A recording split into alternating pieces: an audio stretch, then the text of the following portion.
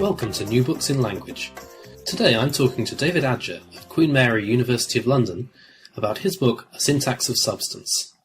What are nouns? It's easy not to reflect too hard on what they actually are and how they differ from verbs. David tackles this question in his book, as well as others that are just as fundamental to the way we think about syntax. In this interview, we talk about the differences between nouns and verbs, and the evidence for this difference from a variety of languages, in particular Scottish Gaelic. After outlining the theoretical machinery deployed in order to account for these facts, we then move on to discuss the status of hierarchies of functional categories and the implications of this new syntactic system for cross-linguistic variation, grammaticalization, and the evolution of language. I'm talking to Professor David Adger from Queen Mary, London, about his book, A Syntax of Substance. David, a lot of our listeners will remember you as the author of textbooks like Core Syntax. Could you tell us a bit about your career so far? Yeah, I did my undergraduate, my master's, and then my PhD all in Edinburgh, actually. Kind of in not just linguistics, but in linguistics with artificial intelligence and with cognitive science. So that's always been an interest of mine. And then I moved to York, where I took up a lecturer position there. And that's actually where I wrote Core Syntax, because I was teaching quite a bit of syntax at the time. But also, while I was there, I got new connections, I guess, with various researchers who were around. And that kind of sparked off lots of different kinds of interests that connected to what I was thinking about in terms of syntax. So I worked with George Soulas there on the fundamental basis of minimalism. I also began to do quite a lot of work on Scottish Gaelic, which I did some work on in my thesis, especially with Gillian Ramchand, who was in Oxford at the time. And I spent some time at MIT as a visiting researcher, where I began to work with Daniel Harbour on the morphology syntax interface. And also while I was at York, I worked with Jennifer Smith, who is a sociolinguist, on something which has been puzzling me since my thesis, which is sort of basically the nature of optionality and the sort of question of how a single individual can have multiple options in their grammars. So all of those kinds of things were things that were established while I was in York. But then I moved to Queen Mary and basically started to pursue each of those different kinds of strands. But I think that they all seem to be slowly coming together, actually. And some of them have come together in this particular book, especially the issue about optionality, the work on Gaelic, and the kind of concern with what the fundamental theoretical precepts of minimalist syntax really are. So, yeah, and since I've been here in Queen Mary, I've been building up the department along with all of my colleagues here, trying to continue the work connecting minimalism with sociolinguistics, and trying to continue the work on the morphology syntax interface and the semantic syntax interface, and looking at, how the fundamental bits and pieces of minimalist theory hold together. And I guess that last thing, actually, weirdly, a lot of that stems from my Core Syntax book, where when you write a big book about syntax, you end up finding there are lots of things you don't understand yourself. And quite a few of the problems that are left over in that book are things that have, in a sense, ended up in this current book. This particular book, you mention in the preface that it wasn't particularly intended to be a book in the first place. How did it come about? It was really intense. I mean, I had a bunch of papers I was working on. I had a Leverhulme-funded major research fellowship to look at syntax semantics interface in Scottish Gaelic. And I'd done quite a bit of descriptive work on that. So I published a few papers, really just sort of talking about the syntax and morphology of Scottish Gaelic. And one of the things that come up during the fieldwork I'd done during that Leverhulme research fellowship was a bunch of issues in the syntax of noun phrases that I just got perplexed by. So one of them was a sort of contradiction in how the Scottish Gaelic noun phrase works, which is that the noun comes first and everything else coming after it, more or less. And the standard view of that is there's a head movement story. So the noun starts off low in the structure and raises up high in the structure. So that was the normal view, and that seemed to contradict or be contradicted by some data I was looking at with respect to coordination. And that just became puzzling to me. And connected to that, there were some issues to do with when I was looking at possessors and other kinds of prepositional phrases that are around inside the noun phrase. there was just some weird judgments I was getting that seemed very systematic and very stable, but didn't really follow from any kind of standard view of the noun phrase structure in Celtic languages. So that was one paper I was working on. And then there was another paper which kind of emerged really from some work that I've been doing with Daniel Harbour. We published a book with Laurel Watkins on free word order in Kiowa with Cambridge University Press in 2009. And one of the conclusions we came to was that you didn't want to deal with all of these complexities of word order through using roll-up movements, which is one of the views that had been popular in the literature at the time. And we used instead a set of ideas that came from Mishi Brody's work in mirror theory. And that allowed us to capture some of the weirdnesses that we were finding in Kiowa at the time. And I was very taken with this view of things. It seemed to both give a really neat way of dealing with head movement problems, and at the same time seemed to allow you to do away with the roll-up movements that we'd shown independently didn't work. So I was really interested in developing that view more. But one of the things I didn't like about it is that Brody has a very, very representational view of things. So I was thinking about how to translate some of those insights into a more standard minimalist derivational view. So those are the two different papers that I was working on, and they just both grew and grew. And then I realized that I was thinking so much about the Brody-esque way of doing things, my version of that I really wanted to do the analysis of Gaelic noun phrases like that. And I realized that actually that would provide some empirical motivation for the theoretical developments I was working on. So they wouldn't leave each other alone, in a sense. And it's weird. You take two papers and you try and put them together, and it turns out to be much bigger than two papers, in a sense, because you need to motivate why you're pulling them together. And that's why it ended up being essentially a book. And the weird thing was that what I thought was going to be a very small little chapter that would be hardly anything that would connect the two actually ended up being the biggest chapter in the book, which is the third chapter, which actually it kind of almost wrote itself. It just sort of pooled these two things together in a very satisfying way. So the book ended up being much longer than I'd planned it to be, but and it's still far too short. There's so many unanswered questions that it still leaves open, and things that I wish I'd actually had a bit more time to develop a bit further. The title is The Syntax of Substance. What is substance in this approach? What does substance mean? So the title is A Syntax of Substance, and it was Daniel Harbour that pointed out to me it really should be A and not the. So I have to just throw in that correction. Ooh, sorry. In case Daniel ever listens to this. He claims one functional category out of that title. I mean, I think, so there's an old sort of philosophical Aristotelian idea that there's a real distinction between things on the one hand and predicates on the other. That is, that it's known in the literature as the difference between particulars and universals, really. And that is an idea that's sort of generally lost in standard Montegovian ways of approaching the syntax-semantics interface. In that view, you tend to take nouns, for example, to be predicates. They're predicates of individuals. And that's their fundamental basis. They're really predicates. But this Aristotelian idea takes nouns to really be about things. When I say thing, that's what I mean by substance, right? Just, stuff that you can touch type thing. Obviously, that's overly naive because you can't touch all nouns, right? You can't touch the denotator of nouns. That's the intuition. And I really like that intuition. And I think there's something really correct about it that actually comes from some of the work that I did with Gillian Ramchand on predication, and especially nominal predication in Scottish Gaelic. We published an LI article about that back, a decade ago now, I guess. And I think there are real asymmetries in how nouns behave in predicative structures and how other categories behave in predicative structures. My gut instinct is that the way to capture that is to say that nouns are just different beasts from predicates. They're not predicates, fundamentally. You can make them into predicates by doing syntactic stuff with them, but fundamentally they're not.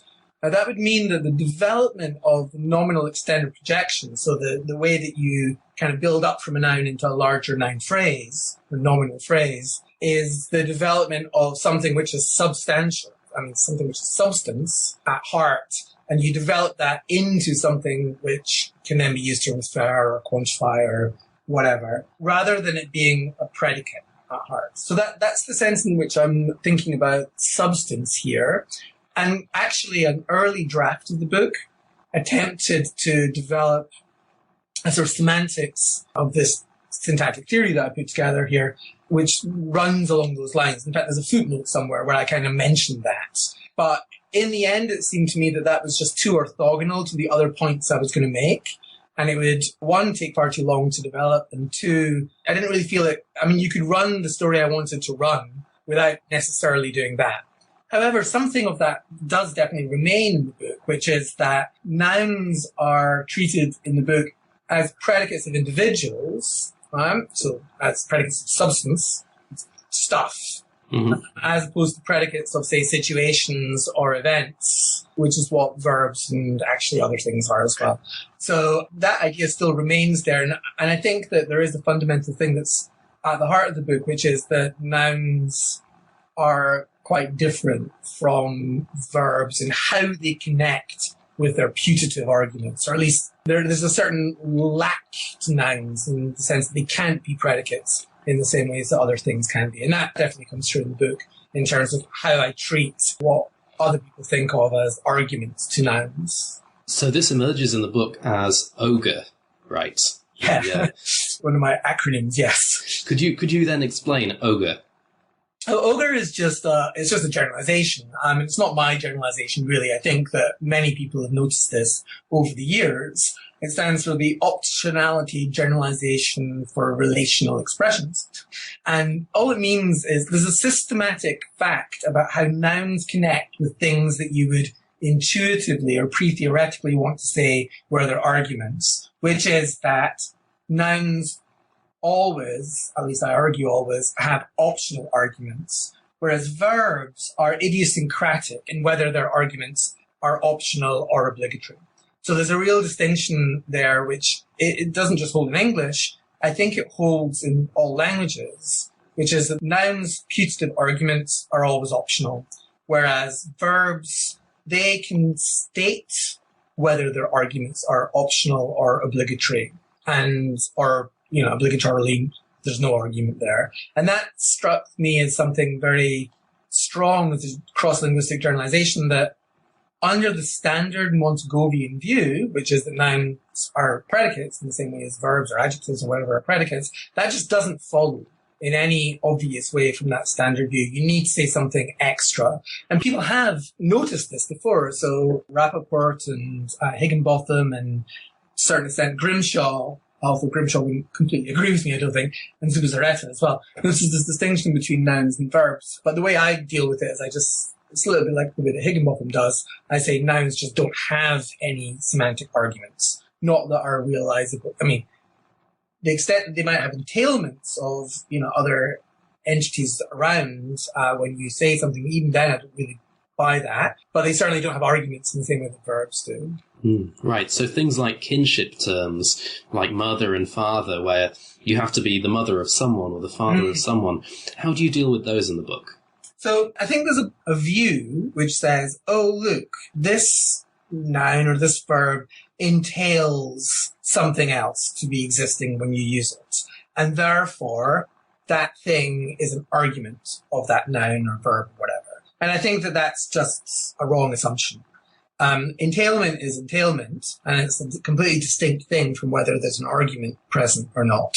So the fact that to be a mother, you have to be the mother of someone is as irrelevant to the argument structure of mother as, when you say an amoeba has to have a cell membrane or something, and therefore, is cell membrane an entailment of amoeba?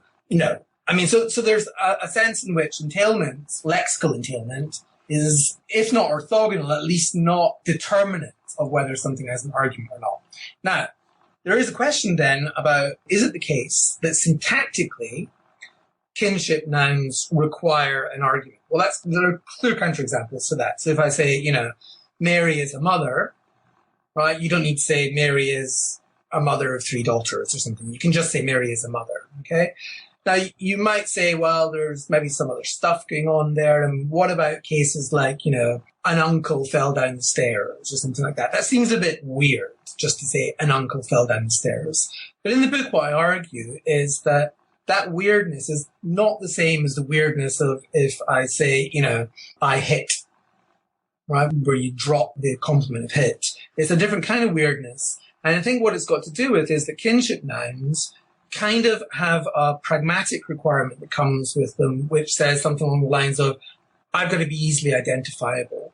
So if you give a kinship noun an argument, that makes it very easily identifiable. Okay? But this is a pragmatic requirement, not a requirement about the syntax-semantics interface.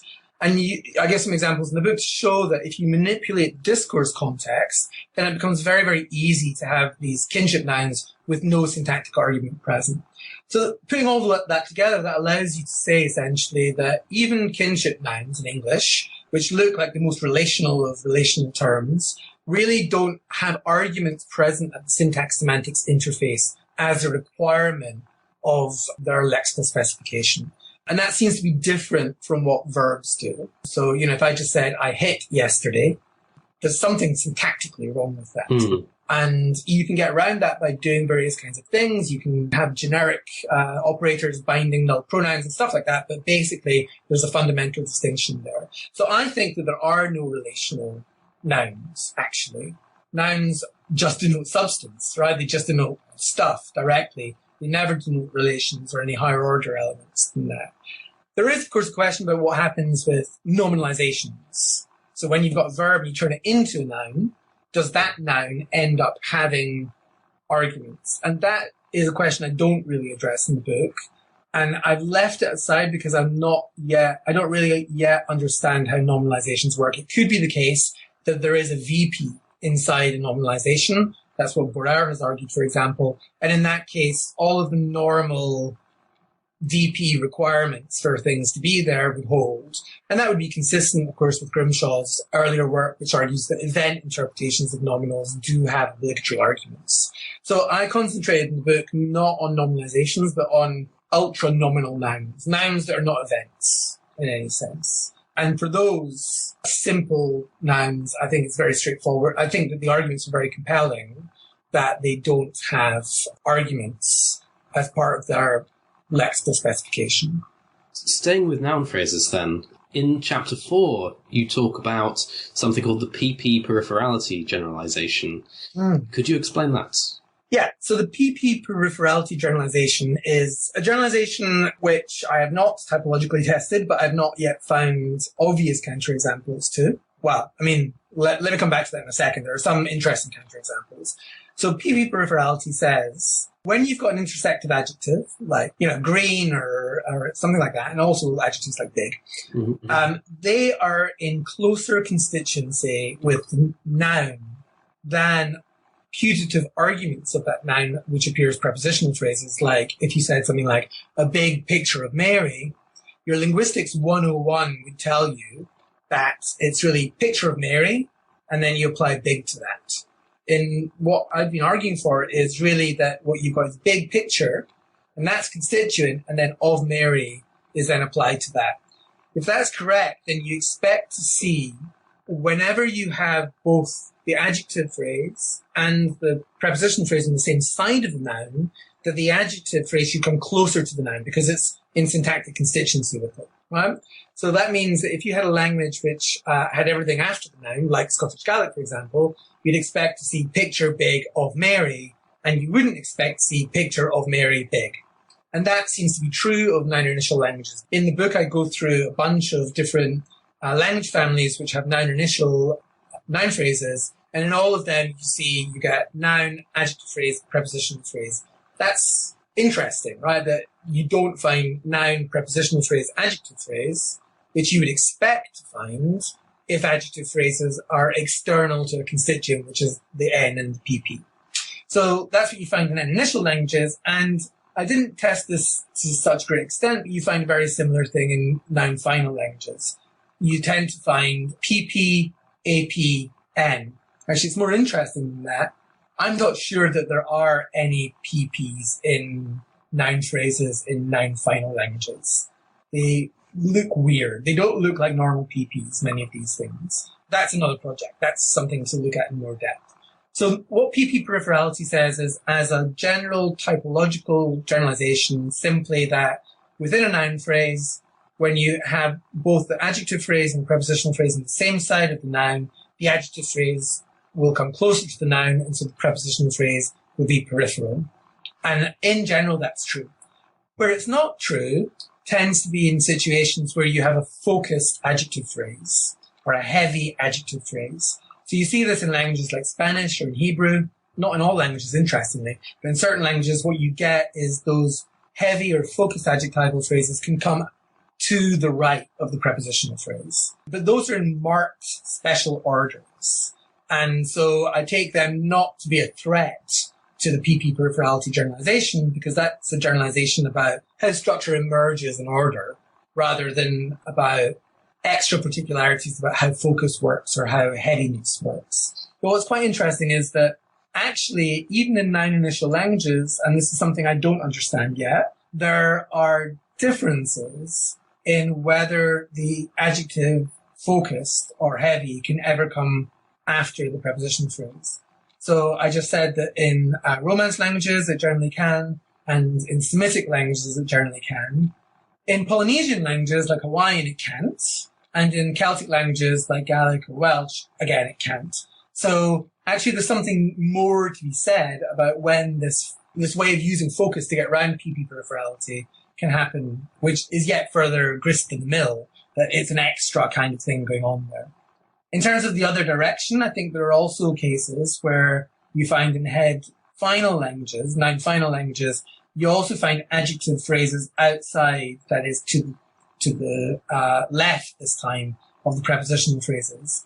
Now, one of my PhD students, David Hall, is having a good look at this at the moment, and Up Neleman, with one of his students, has been working on this same question. He has a very different take on it than I do. And we're looking at whether those cases where you have AP, PP, N structures, whether those can be analyzed as the AP moving to that higher position, or perhaps the AP being some kind of a reduced relative, or a mixture of both of them. But what we don't seem to find, as far as I can tell anyway, with N final languages, is N final languages where, in a sense, the basic order is AP, PP, N. Again, something which would be utterly surprising on the standard linguistics 101 view of noun phrase structure, which takes the prepositional complement to be closer to the noun than any adjectival modifier. So I take PP peripherality and its general correctness to be at least a fairly strong indicative argument as to the structure of noun phrases, which says that adjective phrases with inside noun phrases are closer to their noun than prepositional phrases are, even complements. And that forces you into saying that the apparent argument, and as I say apparent, of course, the apparent argument of a noun has to be introduced quite far away from that noun, rather than being introduced essentially as its sister, which is what one would expect under standard views of how heads connect with their arguments. Another thing that comes in here is genitives, particularly with regard to Scottish Gaelic. Could you explain how the genitives fit into the picture? Yeah, so my take on genitives is not a massively weird one. I think that there's a fairly reasonable consensus that at least some possessors, let's call them possessors, are introduced connected to the noun phrase at some lowish level, quite high up, as I just said, but quite at some lowish level, and then can move into a higher position, which would be the genitive position, which I take to be the specifier of D, actually, of the Sherman phrase. And I think that's a view which is similar to views that are Arcanian or come from Anna Sabolchi's work and various other people's work. Scottish Gaelic's particularly interesting, because what Scottish Gaelic does is it allows you to introduce possessors, or to have possessors syntactically, both as prepositional phrases and as genitives. Okay? So what you get, if you want to say David's cat in Scottish Gaelic, you get either the cat at David, or you get something like cat David's, where David's there would be genitive. So you get these two structures. The possessor is always after the noun. So in one case, it's a prepositional phrase. In the other case, it's a genitive. And the story that I have for that is that actually there's a piece of functional structure which introduces the semantics of different kinds of possessors and actually different kinds of complements as well. So what this does is it essentially says, here's a little functional category coming in, and I'm saying, I have one argument. I'm a functional category. I can have an argument. And my argument is the possessor. And my other argument, in a sense, is the noun phrase. Okay, the head noun. So you get something like, for the cat at David, really that's at, in a sense, taking David as one argument and cat as another, and saying that there's a possessive relation holding between them. Now, you get different kinds of relations here. So you get possessive relations for that one. But if you think about nouns like picture, then you get a depiction relation, right? So if you say the picture of Lily, then in English, that means that the picture depicts Lily, okay? Or similarly with statue. The statue of Lily, the statue in a sense depicts Lily. But if you had something like the top of the table, then in a sense what top there does is it takes part of the table, right? So these different kinds of way, I mean, in English, they're all of phrases, and in Romance languages, you get de or de or something, or de or something like that. In Gaelic, you get a fair differentiation of the number of the different kinds of prepositions you can use for this, and Norwegian's crazy. Norwegian, like, basically distinguishes lots and lots of different ways in which the argument can be connected to its apparent noun head through different prepositions. So my view is that really, in a sense, the argument introducing head here is the preposition, okay? And then for some of these elements, for some of the arguments of those prepositions, the possessors, they get to move into some higher position, and in that higher position, they end up being genitive.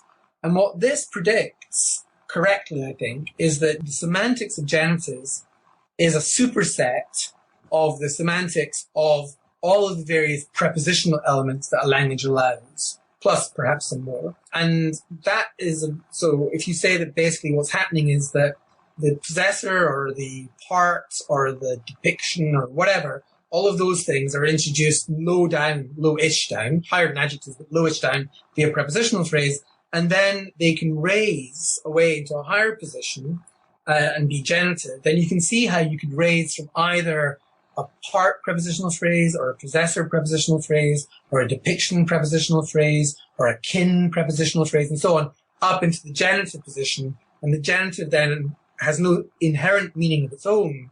Instead, what it does is it gets its meaning from the foot of whatever the movement chain is there. And that predicts that the genitive will then have all of the meanings that are available lower down in the structure, which I think follows from this system and seems to be correct.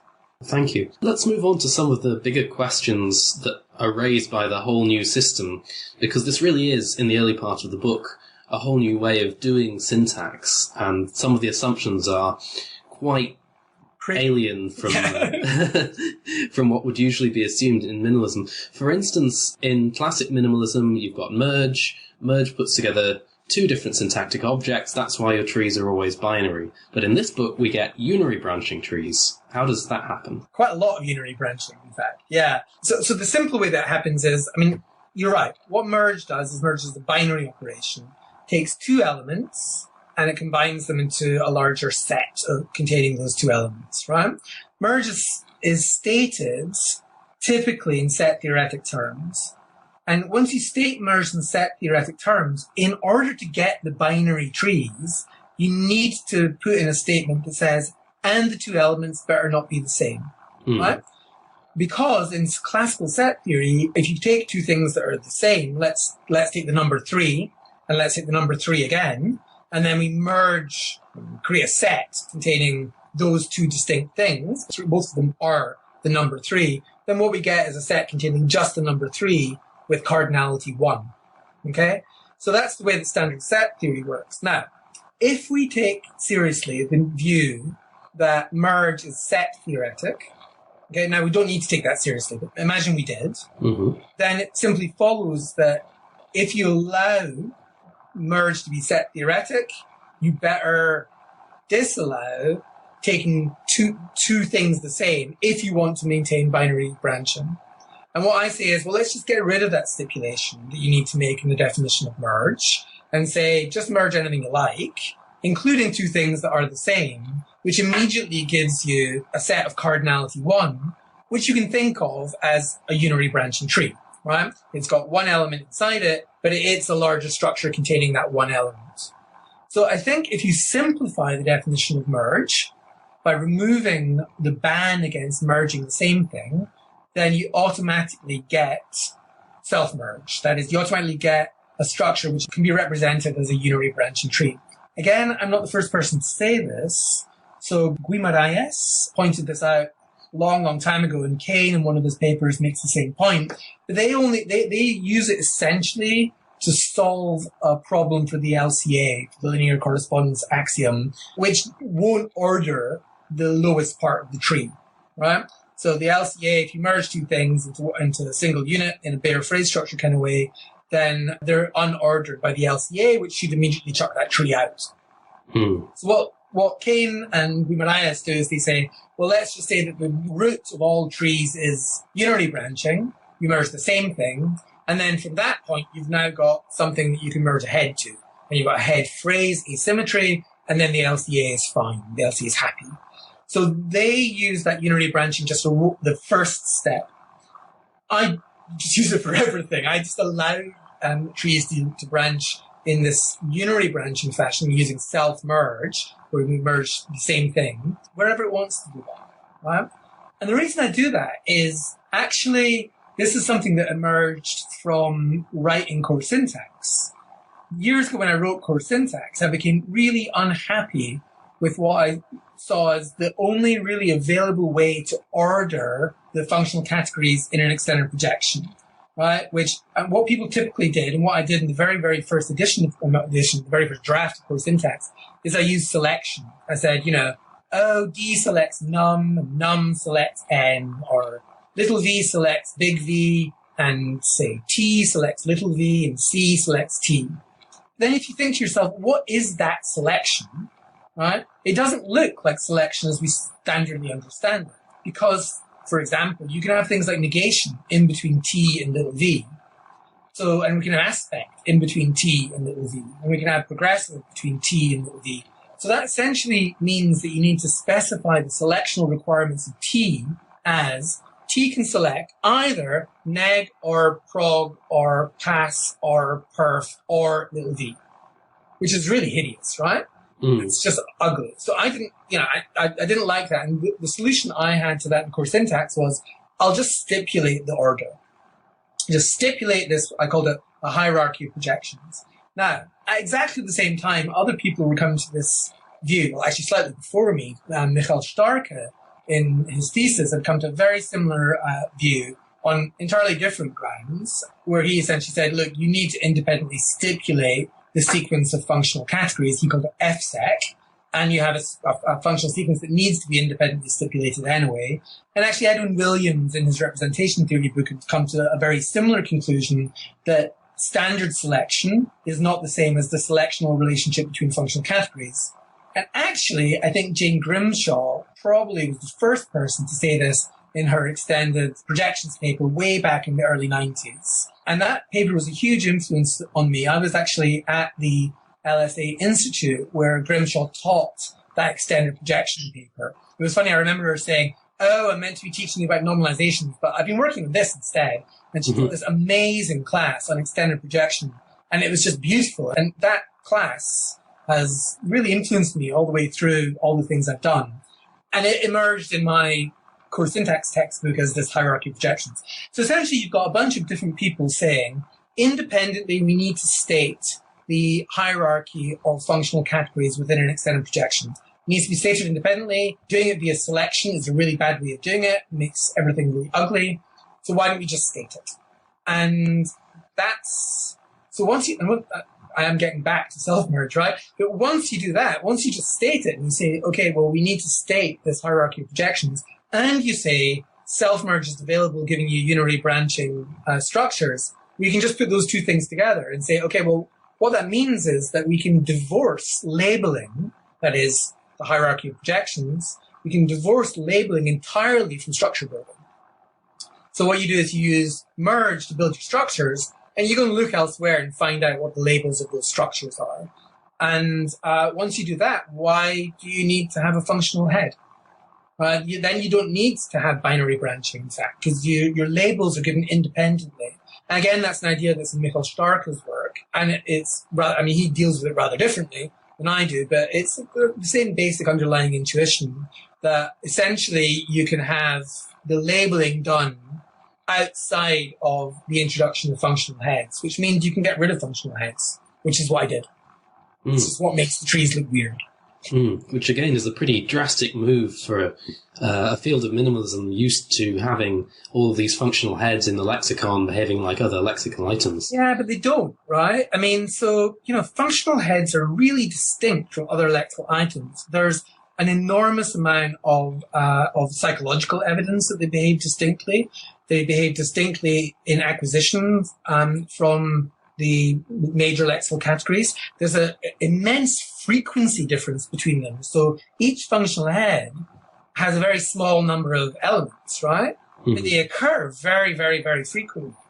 Whereas each lexical category has a huge number of elements, each one of which barely occurs. So, in a sense, functional categories are like and everyone says this, they're the core of what syntax is all about, with the lexical items just fleshing out the functional structure. I mean, that's sort of an idea which is very strong in Hagit Borer's work, where she has this exoskeletal view. You've got the functional categories doing all the syntactic work, and you really just flesh out the meanings with these lexical categories.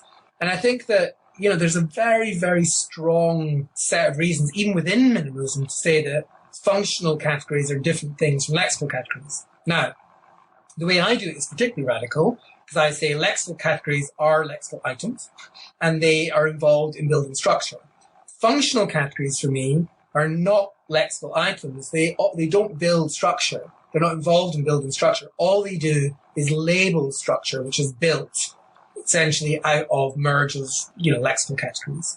So, I think that it might look radical, but I think that we want some radicalism here, because functional categories are quite distinct from lexical categories. They behave differently in many, many ways. And our current theory, well, it does have a way of dealing with that in a sense. It says that lexical categories are low down and functional categories are higher up. But kind of ontologically, they're similar things, right? They are categories that are inputs to merge. They're kind of the same metaphysical beast. And I think that we want to say that, well, let's explore whether we can get away with saying they're quite distinct things, and that functional categories are categories, but they're never heads. They're never lexical items. And that, I think, melds well with this unary branching view, and with this view that you need to state independently the hierarchy of those functional categories. Coming back to that then, if we need to state it independently, I mean, this is a very big question that I think a lot of people have talked about, but do you think it follows from anything? Can we get it to follow from other considerations? Depends what you mean by follow. I think you can get... Yeah, you're absolutely right. I think this is one of the major tasks for linguistics now, is to figure out what answers there are available to this question. My gut instinct is that it's about computation. So let's go back now to the notion of substance. Imagine we're talking about, say, we've got a world, and that world consists of ping pong balls. Okay? And they're different colors. Some are green and some are red, say. And I want to say these 4 green ping pong balls are dented or something like that, right? Now, if you imagine that what we're really trying to do with that is we're trying to identify a particular, where that particular consists of these 4 green ping pong balls, let's compute how we best do that. If we decided to take, first of all, go like, okay, we've got ping pong balls. Now what I'm going to do is randomly select sets of 4 first, right? So I randomly select lots of sets of 4 of things. And then I say, okay, now I want just the green ones, right? So I discard all of the ones that are not just green. Now that's an algorithm that would get you 4 green ping pong balls. And maybe you want to say at that point, and now I've got a bunch of sets of 4 green ping pong balls. I want to pick out these ones. Okay. But if you did it the other way around, you said something like, okay, I'm just going to select all the green ones. Now I've got all the green ones in hand and I just want to take 4 of those. Then, in a sense, I don't need to backtrack when I'm doing that second task in the same way as I do when I'm doing the first task. Now, this is very intuitive, but I think that that kind of computational complexity of the computation that's involved, in this case, identifying the 4 green balls, might be something that's, in a sense, what's reified into natural language syntax is the least computationally complex way of doing that task. That's an utter intuition, right? Because obviously we don't just identify when we're saying 4 green balls, right? We could be describing things, we could be positing things. We're not just identifying, and the argument wouldn't run through really unless we were just identifying. So this is really a very indicative kind of way of thinking. But I've got a feeling that really what's going on is that natural language has, in a sense, frozen in place the computationally more simple ways of ordering functional categories for some particular kind of computational task. That's my hunch. And I think you could probably get at it experimentally by looking at non-linguistic creatures. So crows, for example, are really great at counting, and maybe you could look at how crows can do different computational tasks. Maybe at pre-linguistic infants. I've no idea, but I think you could probably get at what counts as more computationally simple to do a particular task, and then that might give us an understanding of why the function sequence or the extended projections or whatever you want to call them are ordered in the way they're ordered. That's what I would like to be the case.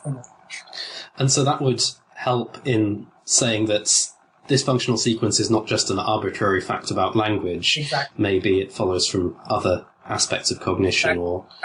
There needs to be some arbitrariness to it, in as much as we don't use every antecedently available conceptual distinction that we have in our cognitive system within functional categories, right? This is the point that I think was first made by Givon a long, long time ago, but I make it all the time to my syntax classes, and I think most syntacticians point out the interestingness of this, the fact that things like dangerous or not dangerous, although incredibly useful concepts, don't tend to find themselves turning into functional categories. You don't agree with something for its dangerousness, for example. And also things like color. Sure, color seems to be ordered at some level. You might actually, Chinqui might say, color is ordered with respect to these other kinds of things in the function, in, say, other adjectives. But we don't tend to, again, find agreement for color. So I think that there are certain kind of things that don't appear in the grammar itself.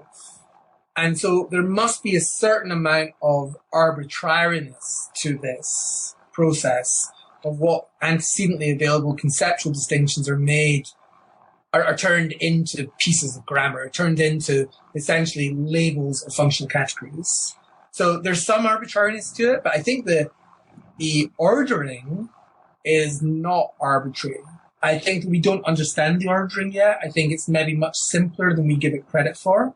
So I think maybe there's some interesting work by an old student of mine from when I was in New York, Johnny Butler, who argued that epistemic modals and root modals are the same thing, fundamentally. They're just finding themselves at different points in the functional sequence. And I think, Chinqui says something similar to this, and Gillian Ramchand has some recent work in modality, which also says something kind of similar to that. So, I think that we can probably reduce the complexity of the functional sequence, and we can probably tie down aspects of its ordering to then computational questions like the ones I sketched out, or perhaps different kinds of computations to do with scope. I think that we can probably, and this is a big research agenda, we can probably simplify the functional sequence away from its massive complexity, which is where it's at just now with all the work in cartography, down to something which looks a little bit more tractable in terms of where we can understand why it's ordered in that way. But you think that some of it will have to be captured in terms of an arbitrary statement of hierarchy? I don't think the ordering necessarily has to be captured via some arbitrary statement of hierarchy. I think that which categories are in the set of computable labels, the set of labels you can apply to bits and functions, that has to be arbitrary to a certain extent, right? Right. Because we don't use every antecedently available concept. So some things are in there: tense, modality, force, quantification, counting. These are all in there. Things like dangerousness, olfactory properties, all those kinds of things are not in there. So there's some sense of arbitrary selection going on, but I think the hierarchy, once you've made the selection, is probably determined by issues of computational efficiency, of calculating the meanings of these things. And I think the hierarchy is simpler than it looks, because I think there's reuse of different parts of the hierarchy in different positions. That comes from that work I mentioned before, Butler, Cinque, and most recently, Ramchad and Svenonius's attempt to do that. So I think that, the sequence is simpler than we think. Its hierarchy is probably reducible to computational properties that are external to language. But what things are in there, I think, are arbitrary to a certain extent. Yeah. Right. Let's talk about labeling, because this is another area in which this book diverges from the original Chomskyan ideas in minimalism. Could you explain how you do labeling in this book and how it differs from the Chomskyan idea? Yeah, so the Chomskyan idea just basically says the label of the more complex structure that's built up by merge from two simpler structures is dependent on what that more complex structure contains. That's like the old idea of endocentricity to a certain extent, right? How do we get that label? Well, Chomsky's basic algorithm says, look for the head. There's always an asymmetry in these structures. Well, that's a question, actually. There's always asymmetry. Let's assume there's always asymmetry. And then once we've got asymmetry, we look at the thing which has got no further structure to it. That is the head, right? That will give you the label. And then Chomsky has a set of other ways of dealing with what happens when that doesn't hold. So in the most recent work, he essentially generalizes a proposal of Moro's, which says in a two-symmetrical structure where you can't identify the head, you move something away so that then you can identify the head, right? And Chomsky uses that in a fairly intricate way, timing it with respect to how phases and things like that works in order to actually capture some very interesting facts, must be said. So that's how his system works. Chomsky's system then is really about projection of category very, very locally, right? It is not about the ordering of functional categories with respect to each other. It's only about, once you've got some head, how the information within the projection of that head is calculated. Okay? In my system, there's no question, there isn't even a question that arises. The label of the structure is just given directly by the functional sequence. So I just dissolve that problem. That problem vanishes by saying, okay, independently we've got this functional sequence. And what the job of that functional sequence is to do is not to solve Chomsky cell labeling problems, but really to solve the bigger problem of what's the hierarchy in the functional sequence. What's the hierarchy in the extended projection? That's what that does. And sort of as a side effect, because I don't have much projection, right? I basically, there isn't really much head internal projection because there aren't any heads. So my labeling system really is all about something the Chomsky labeling system is not about. It's all about getting the right hierarchy of projection, the right extended projection above a root. Chomsky's labeling problem is all about, once you assume a head, how does the information percolate to the projection of that head, fundamentally? So the labeling is quite a different thing in both of the systems. And both systems label a piece of structure. But for Chomsky, because he assumes there's a head there, for like, say you merge D to NP or something like that, you go like, oh, there's a head here. I've got a larger piece of structure. Let me look down. Oh, look, that head will label that larger piece of structure.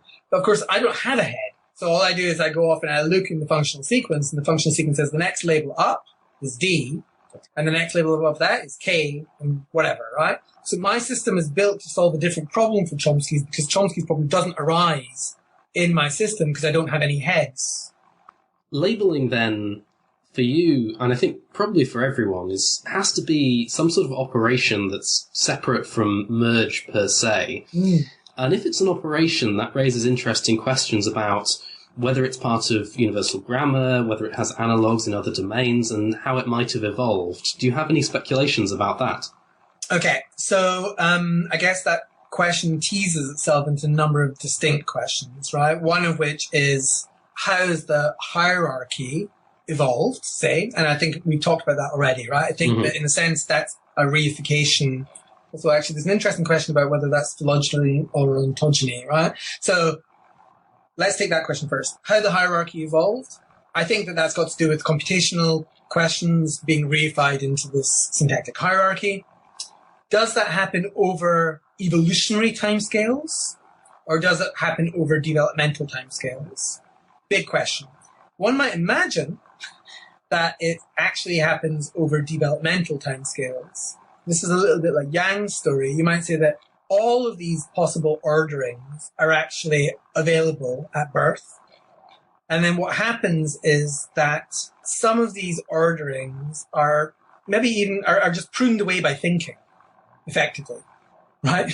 You think, and so you prune away a bunch of these things because of the computational simplicity issues arise there. I don't know if that's feasible, but it's logically possible that actually some of that ordering could be done over developmental timescales rather than over evolutionary timescales. Or it could be over evolutionary timescales and we're all born effectively with this ordering because it's happened at some earlier point. Okay, so that's the question of evolution of the ordering of these things.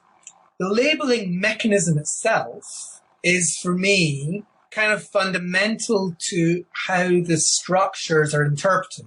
So a structure with no label doesn't have any interpretation for me. So you could structure stuff, but it's not going to go anywhere. It's just going to sort of sit in your little merge module in your brain or whatever, creating these little merge structures, but none of which are usable, right? None of which are interpretable.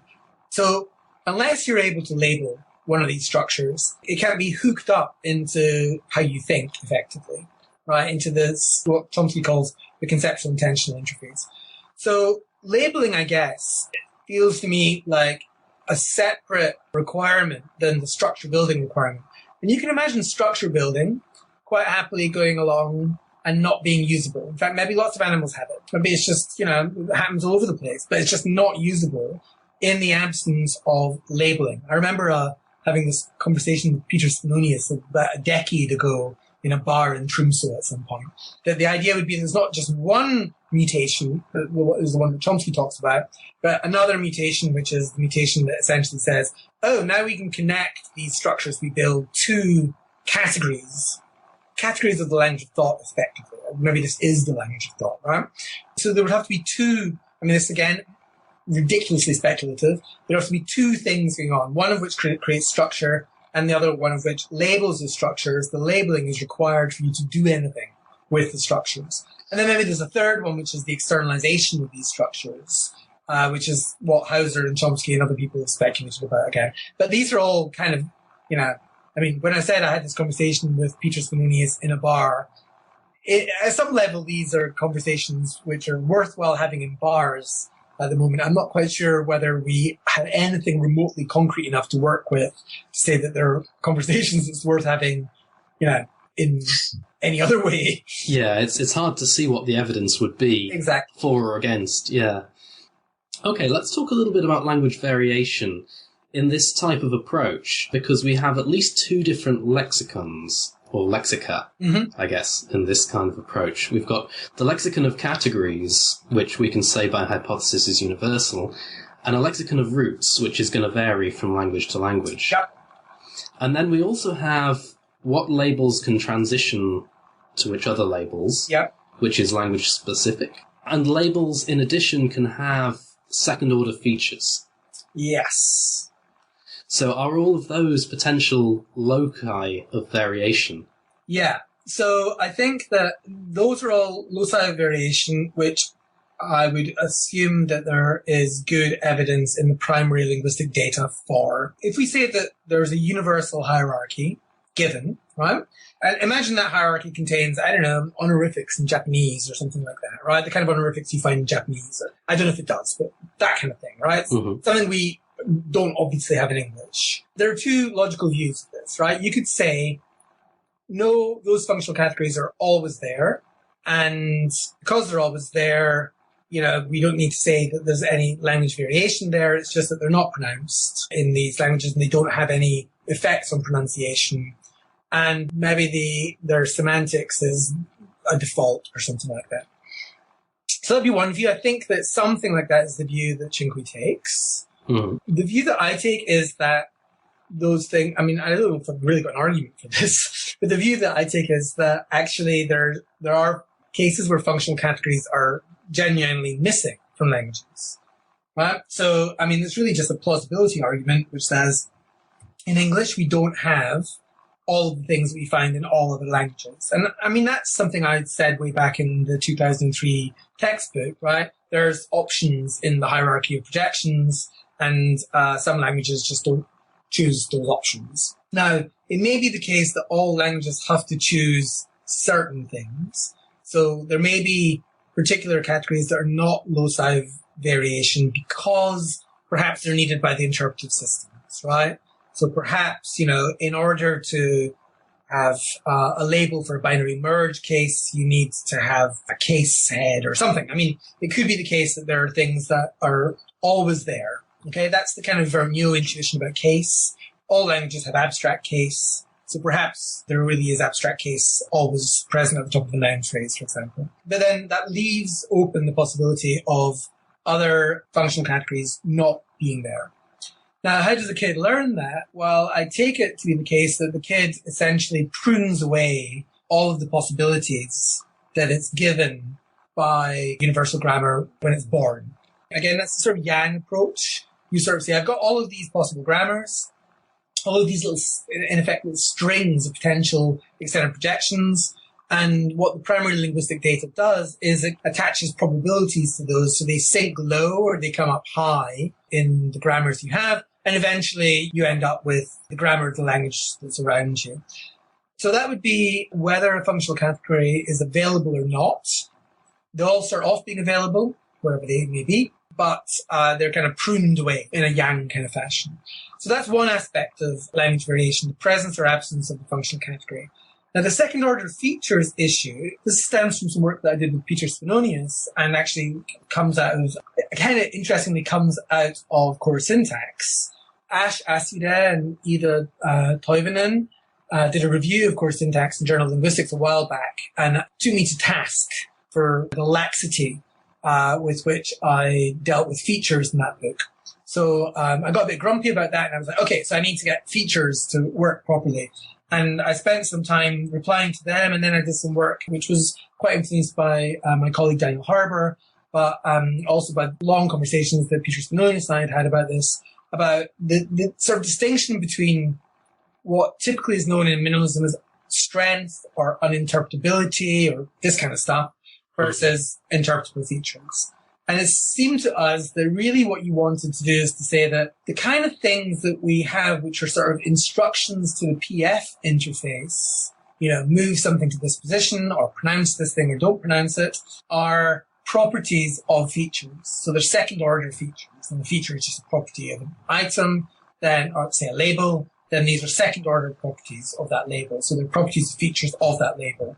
And there's not very many of these. In fact, I just enumerated them for you, which is essentially move something to be next to me or pronounce me here. Those are basically the two kinds of properties that I appeal to in the book. And I don't think there's very much more to parameterization of overt elements than that. Is the thing pronounced? If so, is it pronounced at this position in structure? Is there any other requirement for a pronounced thing to be at this position in structure? Essentially, in the specifier position. So those are that's the equivalent of head movements varying across languages and EPP varying across functional categories. And I think that that's all the second order features that I really need in the book as it stands. There may be other ones connected to interpretation. I haven't really thought about this in any great depth, but issues to do with the difference between, say, specificity and definiteness or stuff like that that may have an impact upon the interpretation of these heads as opposed to their pronunciation. But I think that it's pretty limited, the set of second order features that can reside upon a functional category. So that there are actually quite strong limits then on variation. Although they can give rise to quite a lot of surface variation, the limits are given by essentially these second order features and by the presence or absence of the category in the particularization of the extended projection in a particular language, or actually above a particular category. Oh, there is one other one, actually, now that I think about it. Another issue, which I didn't really spend enough time on in the book, I think, is the extent to which a functional category can label a root. So far, we've been talking about extended projections in the classical Grimshaw sense, the Grimshavian sense, which is that essentially you've got the external projection of N and of V and of A. Okay?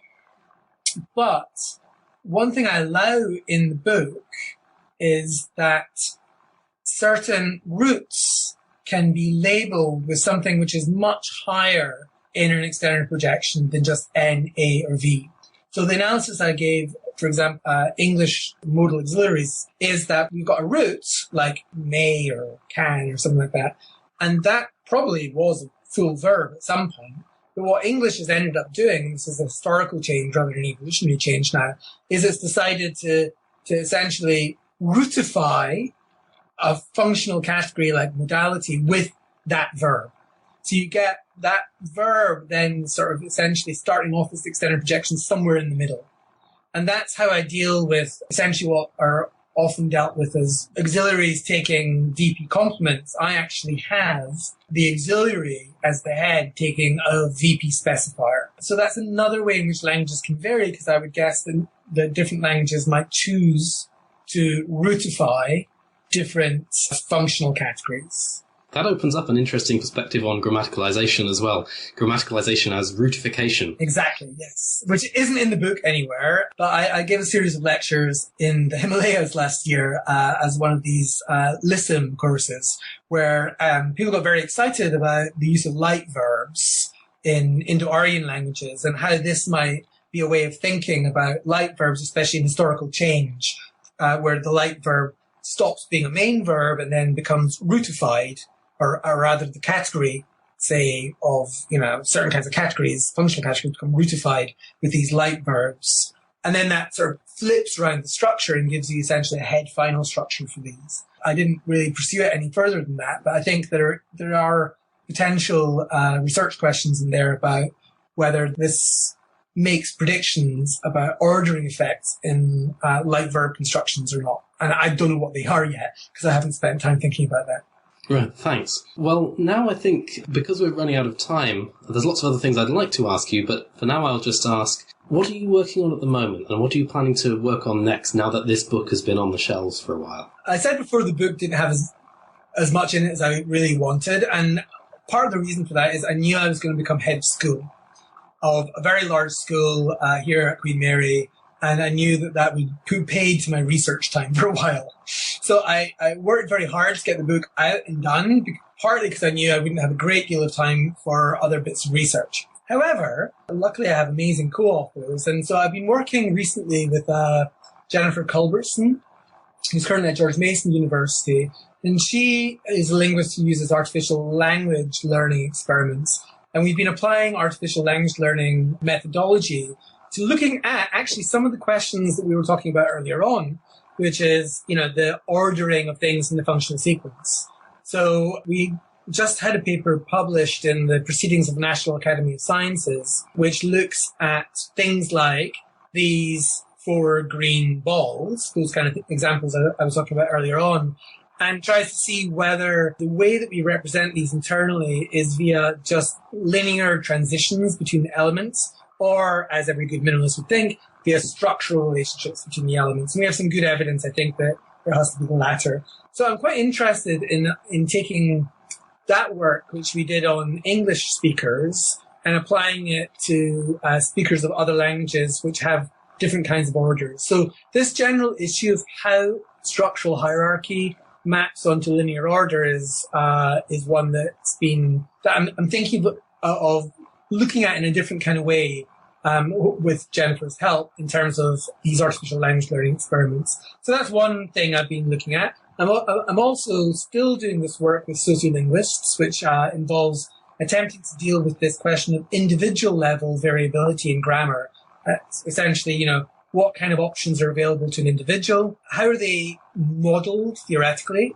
And how do we as minimalist syntacticians, how do we have anything to say about the kind of patterns that sociolinguists find in this kind of variation? So I have a paper coming out in an OUP volume which takes this syntax of substance kind of framework and says, well, what we do with this is we take the root and the various bits of functional structure that's built above it via the external projections. And then we say, actually, during the learning process, you don't just have the verb plus one set of functional categories above it. Perhaps you have a bunch of them, right? Perhaps you have different functional categories, or maybe the same ones slightly differently decorated with second order features above a root.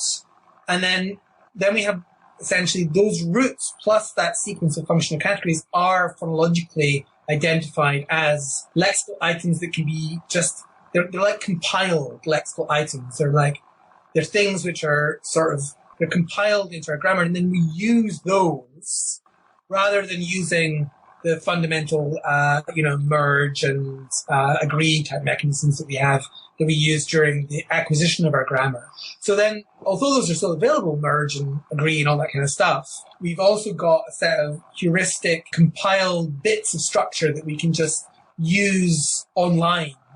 And if that's true, then that gives us a way of trying to pull together the minimalist syntax idea with the kind of things that sociolinguists have been working on, and also potentially to begin to look at how this might impact on processing as well. So there's a bunch of those kind of more general things that I would like to look at next. Oh, and I'd quite like to write a popular book about why minimalism is a good way of thinking about language. But these are all things for once I stop being head of school, which will be in September. So I'm very much looking forward to that. Well, in the meantime, it's great to see syntactic theory being brought together with questions from psycholinguistics and from sociolinguistics. For now, I'm just going to have to say thank you very much for your time today. You're welcome. It was a really great pleasure. Thanks a lot. Bye-bye. I'm George Walkton, and I've been talking to David Adger about his book, A Syntax of Substance. On behalf of New Books in Language, thank you very much for listening.